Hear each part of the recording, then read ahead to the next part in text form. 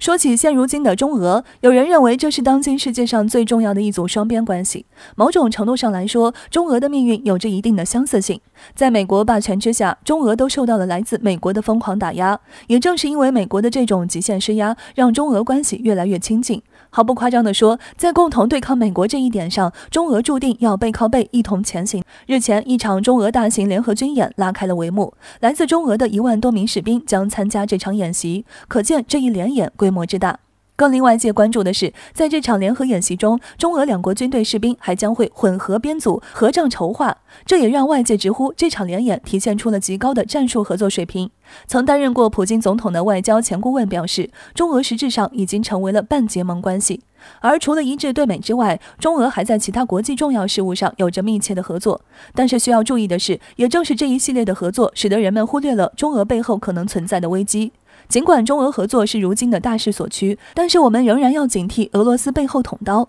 这并不是在挑拨，而是确实存在这样的可能性。单从常理上来说，我们无法坚信俄美永远是敌对关系，况且国与国之间的交往向来是以利益为导向的，一旦利益连接点改变，那么两国合作方向也将会随之改变。如果这些只是揣测的话，那么军演的一个细节似乎就是实锤了。在过去，中俄举行大型军演并不是新鲜事，但是开放俄罗斯军队在西部腹地进行军事演习却是首次。以往的大型军演，俄罗斯都主动邀请中国参加，这可以认为俄罗斯主动向中方降低军事门槛。另外，俄罗斯也十分乐于强调军演本国的主导性，但是这次军演，我军似乎在刻意淡化这一主导性，而是强调中俄联合。也正是这一谨慎举动引起了观察人士的注意，这也说明虽然中俄合作提高，但是这一合作仍然是有一定限度的。中国需要俄罗斯来制衡美国，但是这并不意味着中国就需要因此受到俄罗斯的裹挟。分析人士指出，在欧洲问题上，俄罗斯很有可能会将同欧洲国家无利益冲突的中国拉上战车。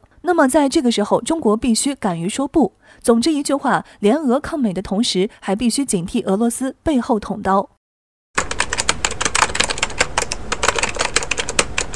伴随着中国崛起步伐的加快，印太地区，尤其是中国周边，越来越成为国际热点地区。其中最常见的就是美国在中国周边的军事存在。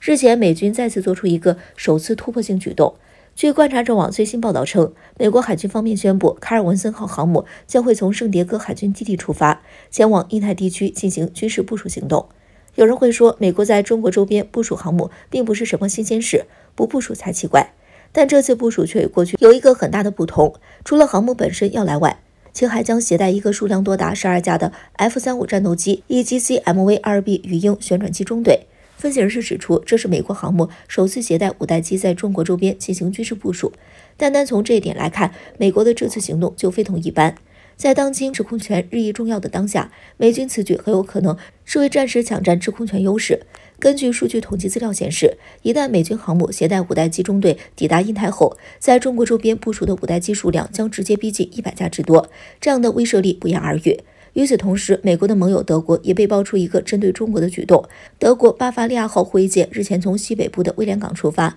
将前往南海进行军事挑衅举动。不过，德国军舰还没来南海，他们的软化就已经先一步传到中国耳中。专家认为，德国军舰的这次部署政治作秀的成分很大，但代价极有可能是整个德国舰队覆灭。基于中德两国军事实力的差距，这个观点的存在并不稀奇。但是同样的事情也发生在了美国身上，他们的军舰军机还没来，服软的话就先来一步。美国外交政策杂志前总编辑乔纳森·泰普曼认为，拜登最后的对抗政策都会落空。从长期来看，这些同中国激烈对抗的做法要么无用，要么只会打击到美国。因此其认为美军应该悬崖勒马，就此打住。另外，美媒也指出，尽管美国在中国周边将会部署多达100架的5代机，但是美国应该害怕中国空军。在智库的一份报告中提到，在2017年，美国需要2000架飞机才能阻止中国，而随着中国军力的发展，美国阻止中国需要出动的战机数量只会更多。所以从这里来看，这个结果或许也并不意外。美军自以为自己仍然强大，但是其国内的一些人开始越来越清楚，同中国激烈对抗，美国下场只会很惨。在8月2日夜间，我国国防部对外发布公告显示，中印第12轮谈判结束。虽然没有对具体情况进行描述，但从常规的一些外交辞令中，却有多处细节流出。综合印媒方面的说法，这次的会谈恐怕也是印度有意为之的，有一场拖延时间的喝茶时间。最引人注目的自然就是对会谈过程的描述。对于这个过程，我国官方用的是坦诚、深入地交换了意见这个外交辞令。交换意见的说法通常意味着各说各的，谁也不想搭理谁。前面又加入了坦诚、深入，则更多的是指差点没打起来和吵得很厉害。从这个细节上来看，这次会谈恐怕也与此前的多次谈判一样无功而返。第二处细节是在公告中出现了会谈具有建设性这一说法，这也意味着双方在谈判中确实是提到了一些有用的建议，但这也仅仅是有用，双方接不接受那是另一个事情。此外，有一媒声称，目前中印双方最大的争议地点还没有放入谈判的议程。还有一个细节是，这次声明中并没有具体的开会时间，仅仅只有一个结束的概念性词语。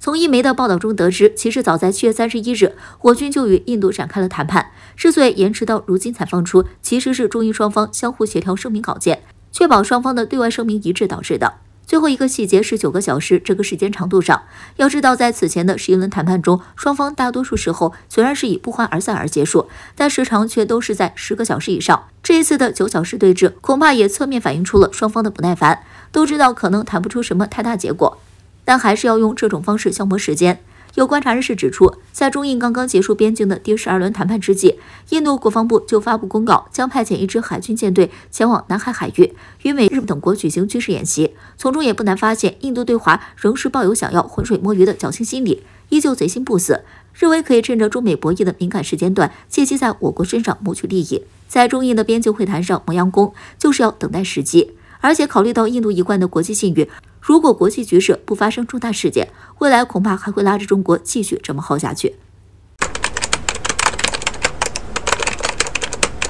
在面对挑衅时，俄罗斯展现的强硬姿态令世界印象深刻。著名语录“我见奉命，装机你见”就是一个很好的例子。因此，在外界看来，俄罗斯强硬已经不足为奇。反过来说，俄罗斯服软才是一件稀奇事。日前，俄罗斯总统普京就罕见的服软了，其发表了一篇文章，文中重点阐明了俄罗斯同乌克兰深刻的历史渊源，并论证了乌克兰倒向西方国家的后果。有人认为这是普京在威胁乌克兰，或将使得局势进一步升级，但是有人却认为这是普京向乌克兰出软招，试图通过向乌克兰打历史温情牌来同乌克兰达成和解。相比于前一种引战言论，普京服软想和谈似乎更具说服力。为什么这么说呢？我们知道乌克兰对于俄罗斯的重要性无可取代。从对抗北约地缘政治挤压上来说，乌克兰俨然已经成为了俄罗斯对抗北约最后的缓冲地带。一旦乌克兰失守，投入北约怀抱，那么将对俄罗斯构成极大的威胁。这意味着北约的武器导弹可以直接部署到俄罗斯家门口，一旦开战，不给俄罗斯留半点的反应时间。